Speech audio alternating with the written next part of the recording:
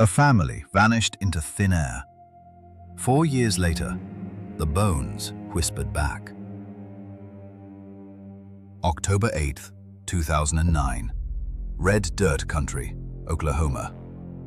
A pickup truck sits abandoned on a mountain road. Doors locked, engine cold. Inside, a dog. Starving, alive, and $32,000 in cash. Just sitting there. The owners, gone, vanished. A father, a mother, a 6-year-old girl. The Jamisons. Bobby, Sherilyn, little Madison. They came up that mountain looking at land. They never came down. The truck held their phones, their wallets, their GPS, the dog, the money, everything except them. For 4 years, this case ate at Oklahoma. Cult rumors, meth deals, photographs of a child looking terrified, a pastor swearing the parents were possessed. Then in 2013, a hunter stumbled into a clearing 10 miles from the truck. 3 skeletons, face down, side by side. But the bones didn't answer a single question. They asked new ones. Act 1. The Stain. A locked truck, a starving dog, a family erased from the earth. San Boys Mountains, Latimer County, Oklahoma. The kind of place where the trees grow crooked and the locals keep their guns loaded. October 8th, 2009. A rancher named Pete Smith was riding his land, looking for stray cattle. He found something else. A white Ford F-150 parked on a logging road, nose pointed up the hill, doors locked tight. And inside, a dog, a little white terrier, howling, half dead from thirst. Pete called the sheriff. When deputies pried that truck open, they found a still life of impossibility. Bobby Jamison's wallet on the seat, Sherilyn's purse on the floor, both cell phones, both sets of ID, a GPS, a camera, and a black case. Inside, $32,000, cash, wrapped in rubber bands. Who walks away from 32 grand? Who leaves a 6-year-old daughter's dog locked in a truck to die? The Jamisons, that's who. Bobby was 44, a former Marine, built like a refrigerator. Sherilyn was 40, pretty, soft-spoken. Madison was 6, blonde hair, missing front teeth, the picture of an Oklahoma kid. They told family they were driving up to look at 20 acres, wanted to build a cabin, get away from town, get away from something. The search began at first light. Helicopters, hounds, ATVs, hundreds of volunteers. They tore through that mountain like locusts. They found nothing. Not a footprint, not a hair, not a scrap of fabric. 3 people, gone, in the middle of nowhere, in the middle of a forest you couldn't walk out of without bleeding. Then the camera was processed. The last photo, time-stamped that afternoon. Madison Jamison, standing in the bed of the truck, bundled in a pink coat. Her face was wrong. Not smiling, not laughing. Pale, drained, eyes wide and glassy, like she'd seen something her 6 years couldn't process. Investigators stared at that photo for years. Some swore the child looked drugged. Others said terrified. Others said haunted. That photo became the case. The single image of a little girl who would never be found alive. A snapshot of the last hour anyone saw her breathing. The dog survived. The child didn't. Sheriff Israel Bochum took one look at that scene and said the words that would define everything to follow. This doesn't add up. None of it adds up. He had no idea how deep the rabbit hole went. He was about to find out. Act 2. The Shadows. Cults, curses, a pastor's confession, and a family unraveling from within. The deeper investigators dug, the stranger the soil got. Start with the house, the Jamison home in Eufaula. Search warrants served. Detectives walked in expecting clues. They walked out, questioning reality. The home was a wreck. Trash everywhere. Black mold creeping up the walls. The roof leaking. And the family had been living in a travel trailer in the yard because the house, they said, was haunted. Haunted. Bobby told a local pastor that spirits walked through the walls at night. He claimed to see them, hear them. He bought a shotgun, said he needed it to shoot the ghosts on the roof. The pastor, Gary Brandon, went on record, said Bobby asked him for special bullets. Bullets that could kill spirits. Right, spirit bullets. In rural Oklahoma. Sure. But it got worse. Police found a stack of letters in the home, handwritten, from Sherilyn to Bobby, asking for divorce, accusing him of cheating, of using meth, of being unstable. Then they found Bobby's letters to Sherilyn, begging her to stay, talking about the end of the world. And in a drawer, books on witchcraft, on Satanism, on summoning the dead. The neighbors had stories too. Bobby's father, also named Bob Dean Jamison Sr., was a man with a reputation. Bobby had recently filed a restraining order against his own father, accused him of plotting to kill the family. The father, plotting against the son. The grandfather denied it, loudly, publicly. He died in 2014, took whatever he knew into the ground. Then came the meth angle. Of course there was a meth angle. Sources whispered to investigators that Bobby was moving product, that the $32,000 in the truck was drug money, that a deal had gone wrong on that mountain, that the cartel had cleaned house. But the cartel doesn't leave 32 grand sitting on the seat. They take it, count it, and burn the truck. Detectives chased every thread. The meth thread frayed, the cult thread frayed, the family feud thread frayed. The haunted house thread didn't even pretend to be real. Every suspect had an alibi. Every motive had a hole. The grandfather, the pastor, the drug contacts, the neighbors, all cleared, or dead, or silent. Years passed. The case grew cold. Sheriff Beauchamp left office. Madison would have turned 8, then 9, then 10. Her bedroom in Eufaula sat untouched. Pink walls, stuffed animals on the pillow, a child-sized world waiting for a child who would never come home. The truck was released to family. The dog was adopted out. The money went into evidence. And the mountain kept its secret. Until November 16th, 2013, when a hunter named Junior wandered off trail looking for deer. He found 3 skulls in the leaves. Act 3. The Deviant. Spirit bullets, witchcraft books, a daughter's photograph, and a father unraveling towards something dark. Let's talk about Bobby Jamison. Because to understand this case, you have to climb inside a head that was already coming apart at the seams. Bobby was a Marine, honorable discharge. He came home with chronic back pain, got addicted to painkillers, then methamphetamine, then, allegedly, to selling it. But the drugs were just the surface. Underneath was something worse, something that the police reports tiptoe around even now.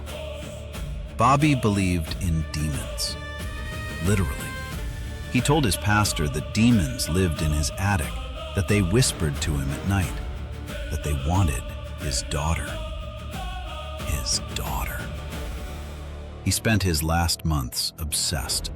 He bought books on the occult. He bought protective charms. He drew symbols on door frames. He told his wife the world was ending. And Sherilyn was drowning right beside him. Her letters showed a woman trapped. She wanted out. She'd talked to lawyers. She'd asked her mother for help. But she wouldn't leave without Madison, and she was terrified Bobby would take the child if she filed. So she stayed, and the spiral tightened around all three of them. In the weeks before they vanished, neighbors saw the family acting strange. Madison hadn't been to school. She was being homeschooled by a mother who could barely function. Bobby was paranoid, armed, sleepless. He told one acquaintance that he'd found someone selling land cheap, said it was a fresh start, a new life, away from the spirits. He thought he could outrun ghosts by buying 20 acres. But here's where the case turns, where the modern noir gets its teeth. Investigators pulled the home computer. They went through the search history, and they found things. Searches about death, about what happens to the body after it's left in the woods, about how long bones take to be found. Searches about murder-suicide, about child custody after death, about insurance payouts. Bobby had been Googling his own ending, or someone's ending. Detectives also found a strange video recorded on the family's phone days before the disappearance. Sherilyn talking, crying, saying that Bobby had been hearing voices, that he'd loaded the shotgun, that she was scared. She looked into the camera, her voice flat, hollow. She said, "If anything happens to us, look at him. Look at him." Then she deleted it, or thought she did. Forensics recovered the file, but the autopsy of those bones 4 years later would show that whoever ended the Jamisons ended Bobby, too. So if Bobby was the architect of his family's death, who was the architect of Bobby's? The theories piled up like cordwood. Murder-suicide. The father shoots the wife and child, then himself. But no gun was found near the bodies. No shotgun, nothing. Double murder-suicide planned by both parents? Possible. Drug deal ambush?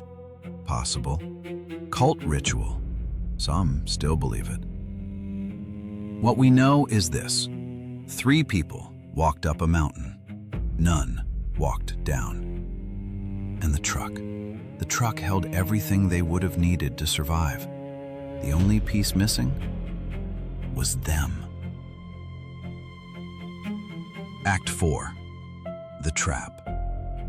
3 skulls in the leaves. A forensic verdict, and the case that solved nothing. November 16th, 2013. 4 years and 1 month after the disappearance. A hunter named Junior, last name withheld, went looking for whitetail. He crossed a creek, climbed a ridge, stepped into a clearing, and saw a human skull staring up from the dirt. He didn't run. He marked the spot. He called the sheriff. Within hours, the clearing was swarming. State investigators, FBI forensics, anthropologists from Oklahoma City. They erected tents. They sifted soil. They worked in grids. 3 skeletons, side by side, face down, almost touching. An adult male, an adult female, a child. 10 miles from the truck. In country so rough it had taken a hunter 4 years and dumb luck to find them.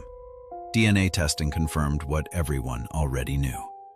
Bobby, Sherilyn, Madison. But here's where this case betrays you, where the noir refuses to give you the ending you came for. The bones had been outdoors for years. Animals had scattered some.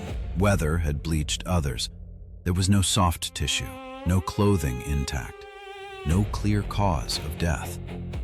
The medical examiner ruled the cause of death undetermined. Undetermined? 3 bodies, side by side, in the middle of nowhere, and the state of Oklahoma could not say how they died. No bullet holes in the skulls, no fracture patterns suggesting blunt trauma, no ligature marks, but the soft tissue was long gone. No knife marks on the bones. They could have been shot through the chest, strangled, poisoned, frozen to death, killed by their own father, killed by a stranger. The bones simply wouldn't say. The shotgun was never found.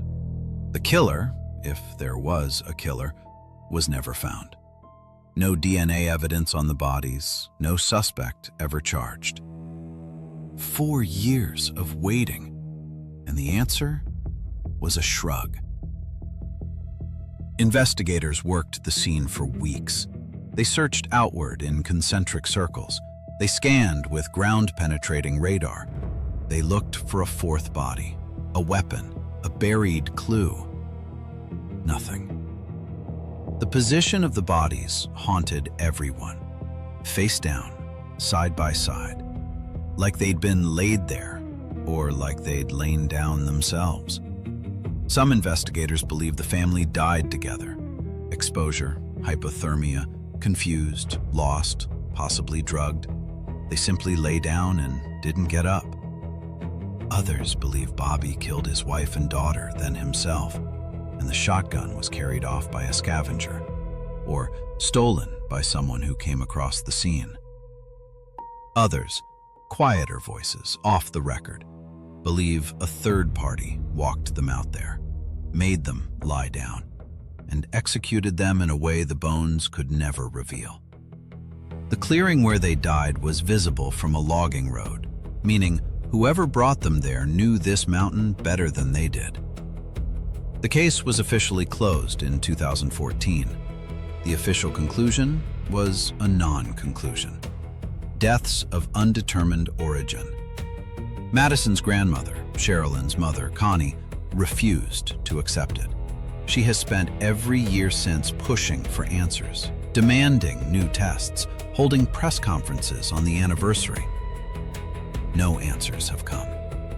The truck was eventually sold at auction. The dog lived out her life with a new family. The $32,000? No one knows what happened to it. It vanished into the same fog that took the family. Act 5. The Void. A grandmother's grief. A killer maybe walking free. A mountain that kept the truth. Connie Kokatan is the woman this case left behind. Sherilyn's mother. Madison's grandmother. The woman who buried what was left of her daughter and granddaughter in a single funeral. She speaks at every anniversary. Her hair has gone white. Her eyes have not gone soft. She says the system failed them, that the investigation was sloppy, that evidence was lost, that the truck was contaminated, that the scene at the bones was rushed. She may be right. The Latimer County Sheriff's Office is a small agency. It was never built to handle a case this strange. The state stepped in late. The FBI consulted, but never owned the file. By the time the bones were found, the trail was cold. By the time the autopsy was done, the case was dead.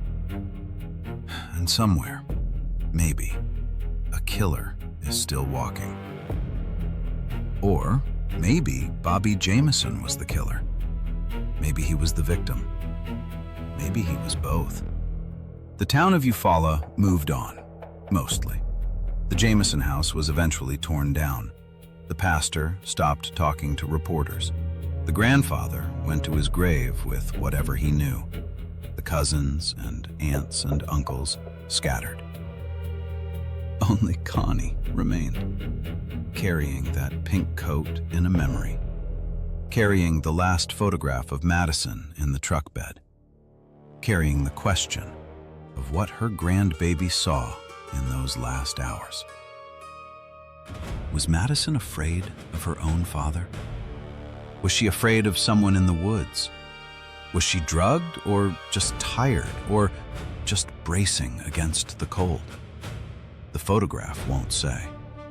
The bones won't say. The mountain won't say. Oklahoma has unsolved cases stacked like cordwood. Native women disappeared by the hundreds. Children vanished from trailer parks. The Jamisons are not unique. They are not even rare. What makes them unforgettable is the impossibility of the scene. The locked truck, the starving dog, the cash, the phones, the IDs, a family with every resource to leave that left everything behind, including themselves. The investigation officially remains open.